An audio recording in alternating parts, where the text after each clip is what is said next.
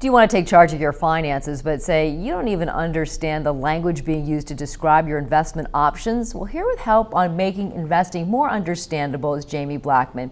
He is president and founder of the website MoneyCapsules.com, and really they serve to advise individuals on understanding their investments more clearly. And good having you on the program. Thank you, Rebecca. Yeah, well, why has the language gotten so complicated?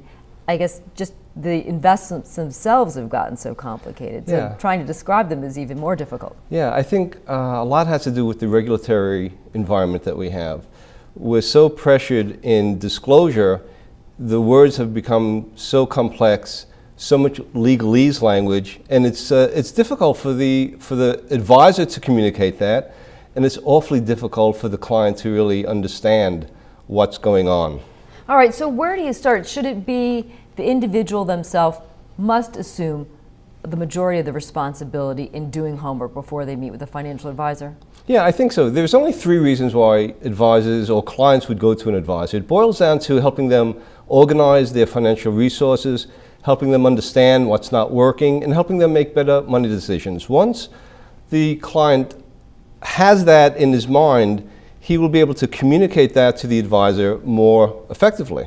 All right, and really at the top, you say an individual before they kind of go in or when they sit down with a financial advisor really needs to organize and establish what their priorities are. What do you mean by that?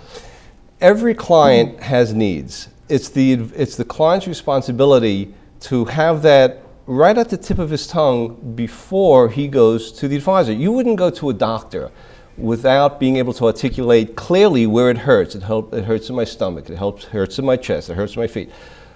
All too often, the client goes belly up like my cat in front of the advisor, and that's wrong. It's dangerous for the advisor and it's dangerous for the client. The advisor wants to help the client maximize their resources in every way they can. So when they say your priorities, in other words, I want to retire at 67, I want to own a vacation home, I want to give X amount of dollars to charity.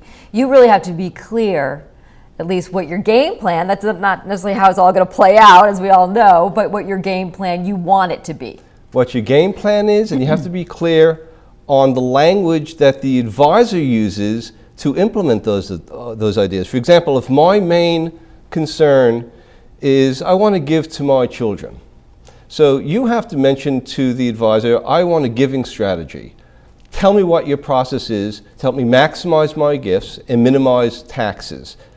If I'm concerned about long-term care, tell me how purchasing a long-term care insurance policy will affect other parts of my financial life. Just like if you take a drug, it has side effects. Mm-hmm. What about the fact that so many of us now, especially the baby boomers, we're older, have become very risk adverse? First of all, considering our timeline, and secondly, considering the nature of the markets today. Right, there's really no safety in nature, as Helen Keller said. Same thing. It's preservation of capital is not the main concern. It's preservation of purchasing power. In 1980, a first-class stamp was only 15 cents. So if you were concerned and you put all your money in cash, you'd be losing money. Right now, the 10-year Treasury is under 2%. You can't put all of your money in cash. You can't put even bonds now. People are saying you're going to have a lot of problems with bonds. Taking of what you assume to be a risk-free, assuming that behavior is really, has inherent risk, doesn't it? Right, and you said a very important word, behavior. One of the things that we talk about with our clients is values, the value of their portfolio and their personal value. For example, my parents grew up, my grandparents were in the Great Depression. All of their money was wiped out. So I was taught by my dad that stocks are bad, stocks were bad, stocks were bad.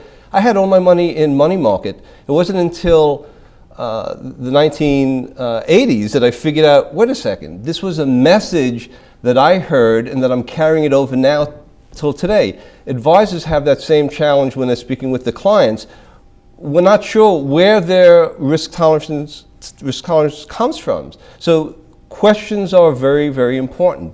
Good questions. And many of us are not even considering our longevity. The advances have been so spectacular in the medical community, and we're worrying about our medical care, but paying for us to live to 95 or so is going to be an expensive proposition. Exactly. Factoring that in our planning. Exactly. Centenarians are the fastest growing segment of the population. My dad is 93. He's still invested. It's like when I teach classes at the 92nd Street Y, students will say, look, I want to die broke. I want to spend all my money. I'll say, fine.